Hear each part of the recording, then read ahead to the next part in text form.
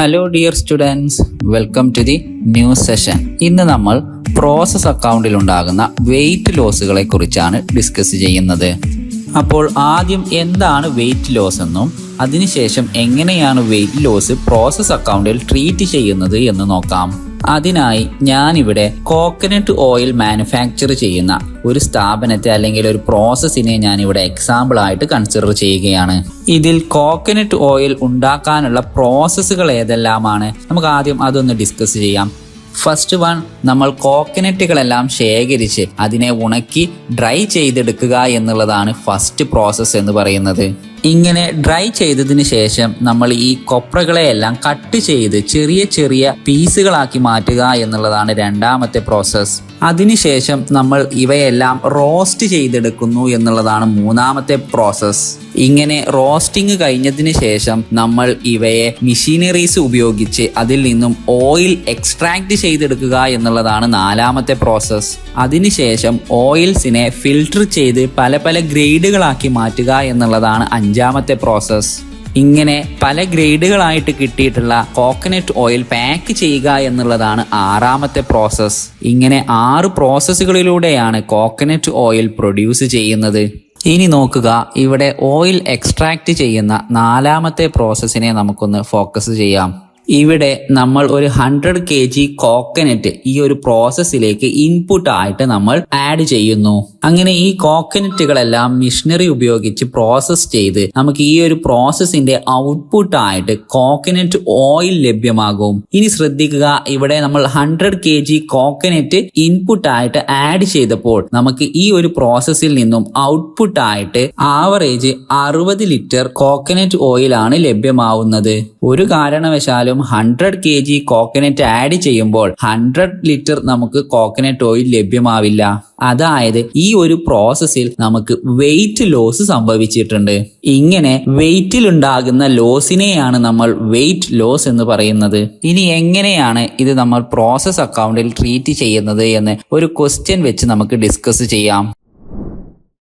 The product of a manufacturing concern passes through several processes before reaching the finished stock.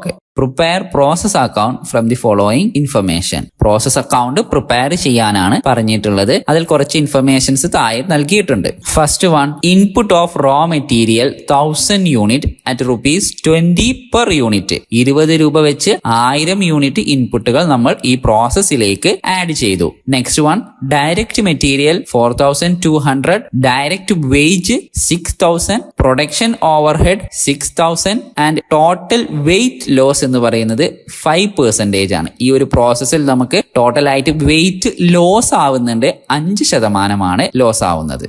ഇത്രയുമാണ് ക്വസ്റ്റ്യനിൽ നൽകിയിട്ടുള്ള informations. ഇനി ഇത് വെച്ച് നമുക്ക് പ്രോസസ് അക്കൗണ്ട് പ്രിപ്പയർ ചെയ്യാം. പ്രോസസ്സിലേക്ക് ഇൻപുട്ട് ചെയ്യുന്ന എല്ലാ ഐറ്റംസുകളും ഡെബിറ്റ് സൈഡിൽ കാണിക്കുന്നു. ഫസ്റ്റ് വൺ, കഴിഞ്ഞ പ്രോസസ്സിൽ നിന്നും ഈ പ്രോസസ്സിലേക്ക് നമ്മൾ ഇൻപുട്ട് ആയിട്ട് ആഡ് ചെയ്യുന്ന റോ മെറ്റീരിയൽസ് ആയിട്ട് നമ്മൾ 1000 യൂണിറ്റ് 20 റുപ്പീസ് വെച്ച് ടോട്ടൽ 20,000 റുപ്പീസിന്റെ റോ മെറ്റീരിയൽ നമ്മൾ ആഡ് ചെയ്തു.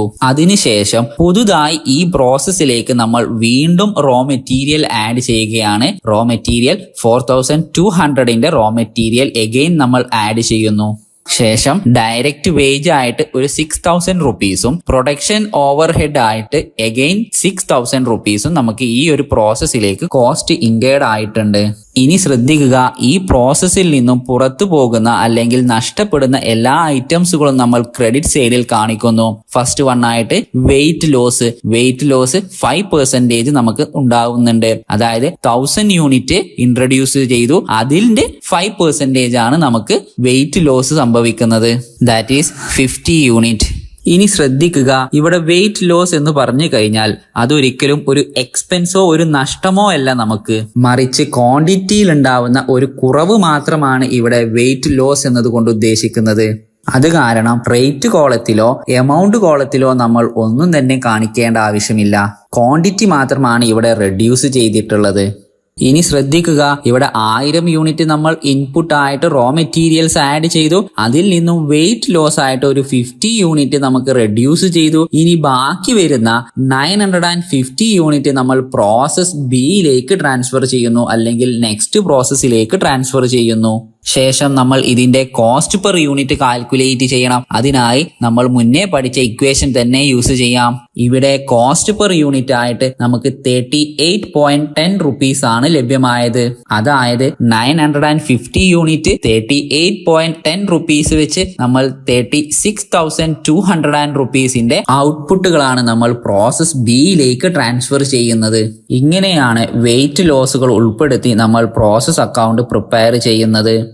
എല്ലാവർക്കും മനസ്സിലായി എന്ന് വിചാരിക്കുന്നു. Thank you.